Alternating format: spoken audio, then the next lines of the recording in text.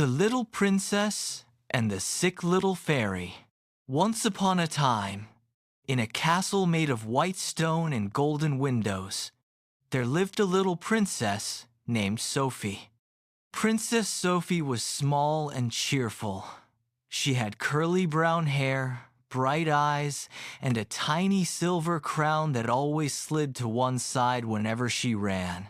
And Sophie loved to run.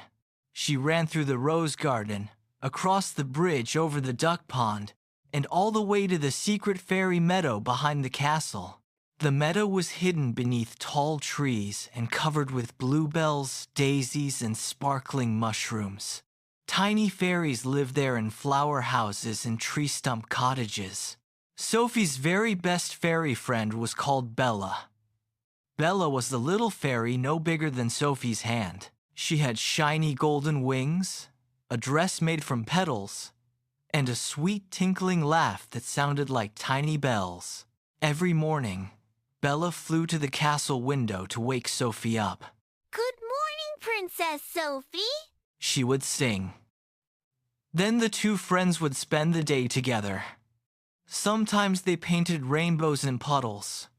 Sometimes they built tiny boats from leaves and sailed them in the stream. Sometimes they made daisy crowns and gave them to the ducks. But one morning, Bella did not come to the window. Sophie waited and waited. She looked out the window. No Bella. She went to the garden. No Bella. She hurried all the way to the secret fairy meadow. The little fairy houses were very quiet. The butterflies were fluttering slowly. Even the birds seemed quieter than usual. Sophie saw another fairy sitting on a mushroom with a worried face. "Excuse me, have you seen Bella?" said Sophie. The fairy nodded sadly. "Bella is sick." Sophie's eyes grew wide. "Sick?" "She was playing in the rain yesterday. Then she flew home with wet wings. Now she has a cold," said the fairy. "Oh dear," said Sophie softly. She had never taken care of someone who was sick before. "What should I do?" "You can visit her. She would love that," said the fairy. So Sophie hurried to Bella's flower house. Bella lived inside a giant pink tulip at the edge of the meadow. The flower petals curled around like walls, and there was a tiny round window made from a dewdrop. Sophie knocked very gently. Tap, tap, tap. A tiny voice came from inside. "Come in." Sophie stepped inside the tulip house. Bella was lying in a little bed, made from soft moss and feathers. Her golden wings drooped sadly. Her cheeks were pink, and she had a tiny leaf handkerchief beside her. "Achoo!" Sneezed Bella. "Oh, Bella, you really are sick," said Sophie. "I don't feel very fairyish today." Bella sniffled. Sophie sat beside her friend and thought very hard. What do people do when someone is sick? Then she remembered what the queen, her mother, always said. When someone is poorly, they need 3 things: rest, kindness, and gentle care. Sophie nodded. "I can do that," she whispered. First, she tucked Bella under her tiny blanket. But Sophie tucked the blanket too tightly. Bella squeaked. "Princess Sophie, I can't move." "Oh," cried Sophie. She quickly loosened the blanket. "Sorry." Bella giggled a little. "That's better." Then Sophie decided Bella needed a drink. She found a tiny acorn cup and filled it with water from a raindrop bowl. But when she turned around, she accidentally stepped on a squeaky mushroom. Squeak! Sophie jumped. The cup flew out of her hand. Splash! The water spilled all over the floor. Oh no! Cried Sophie. Bella covered her mouth and gave a tiny laugh. At least the floor isn't thirsty anymore. Sophie laughed too. Then she carefully filled the acorn cup again and carried it very slowly. One small step, another small step, she said. Finally, she gave the cup to Bella. Bella took a sip. Thank you, she whispered. Sophie smiled proudly. Then she thought, maybe Bella needs something warm to eat. She hurried back to the castle kitchen. The cooks were busy making bread, soup, and berry pies. Please, my little fairy friend is sick. I want to make something warm for her, said Sophie. The cooks smiled kindly. Of course, Princess. Sophie stood on a little stool. She put honey into a bowl. Then she added warm milk. Then a little bit of cinnamon. Then a little more cinnamon. Then even more. One of the cooks peeked into the bowl. Princess Sophie, I think that may be enough cinnamon. Sophie sniffed the bowl. Achoo! She sneezed. The cooks laughed. Then they helped her make warm honey milk with only a tiny sprinkle of cinnamon and 3 little star-shaped biscuits. Sophie carried the tray very carefully all the way back to the meadow. But when she arrived, Bella was asleep. Her little wings were folded. Her breathing was soft and quiet. Sophie looked at the tray. I work so hard, she whispered. For a moment, she wanted to wake Bella up. But then she remembered. People who are sick need rest. So Sophie sat quietly beside the bed. She looked out the tiny dewdrop window. Outside, bees buzzed lazily around the flowers. A snail crawled slowly along the leaf. The sunshine made the meadow glow. After a while, Bella opened her eyes. You stayed? She asked sleepily. Of course, said Sophie. I didn't want you to wake up all alone. Bella smiled. Then Sophie gave her the warm honey milk and the star biscuits. Bella took a little sip. It tastes like a hug, she said. That made Sophie's heart feel warm and happy.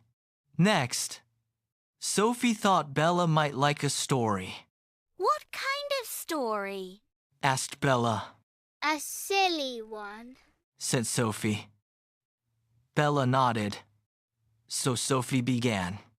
Once upon a time, there was a dragon who was afraid of strawberries. Bella blinked. Strawberries? Yes, because every time he saw one, he hiccuped pink bubbles. Bella giggled. Sophie continued. The dragon wore yellow rain boots and lived in a castle made of pancakes. His best friend was a rabbit who loved to dance, but always tripped over his own ears. Bella laughed so hard that she forgot to sniffle. Then suddenly, Achoo! Bella sneezed again. Oh dear, said Sophie. She looked worried. I gave you water. I made you warm milk. I told you a story. Why aren't you better yet? Just then, there was a soft rustle at the tulip door. A fairy floated inside. It was Grandma Rose, the oldest fairy in the meadow. She had silver hair, twinkling wings. I heard Bella is poorly, she said gently. Then she looked at Sophie. And I heard you have been taking very good care of her. But she's still sick, said Sophie sadly. Grandma Rose sat beside her. My dear little princess, being sick takes time. Time? asked Sophie. Grandma Rose nodded. You cannot make the moon rise faster by pulling on the sky, and you cannot make someone feel better in 1 minute. Sophie looked down at her hands. I just want Bella to be happy again. And you are helping. Every kind word, every blanket, every sip of water, every story, those things are helping Bella's heart feel safe and loved, said Grandma Rose. Bella smiled from the bed. They really are. Sophie looked surprised. They are? Bella nodded. When you stayed with me, I didn't feel lonely anymore. Sophie gave Bella a gentle hug. Then Grandma Rose showed Sophie how to make special fairy tea. They put mint leaves, a drop of honey, and 1 tiny moonflower petal into a cup. The tea smelled sweet and fresh. Bella drank it slowly. Then she yawned. A tiny fairy yawn. Then a bigger yawn. Then the biggest yawn in the whole meadow. Everyone laughed. Now, Bella needs one more thing, said Grandma Rose. What? Asked Sophie. a nap. So Sophie tucked Bella into bed again. This time, she tucked the blanket just right. Not too tight, not too loose. Then she sat quietly beside the bed. While Bella slept, Sophie drew pictures on a piece of paper. She drew the dragon with yellow rain boots. She drew the rabbit with floppy ears. She drew herself and Bella holding hands in the meadow. When Bella woke up later, the sky outside had turned orange and pink. The evening stars were beginning to twinkle. Bella sat up slowly. Her wings looked brighter. Her cheeks were less pink. And her smile looked much bigger. I think I feel a little better. You do? Cried Sophie. Bella nodded. I'm still tired, but I feel much better than before. Sophie clapped her hands. Then she whispered. Oops. Not too loud. Bella giggled. That was the best sound Sophie had heard all day. Outside, fireflies danced in the meadow like tiny floating stars. Sophie and Bella sat by the little dewdrop window and watched them together. Thank you for taking care of me. Bella said softly. Sophie smiled. At first, I thought helping someone meant making them better right away. And now? Asked Bella. Now I know that helping means staying beside them, being gentle and waiting patiently. Bella nodded. That is the very best kind of magic. Before Sophie went home, she kissed Bella on the forehead and tucked the blanket around her one last time. Sleep well, little fairy, She whispered. Good night, Princess Sophie. Bella whispered back. Then Sophie walked slowly through the moonlit meadow and back to the castle.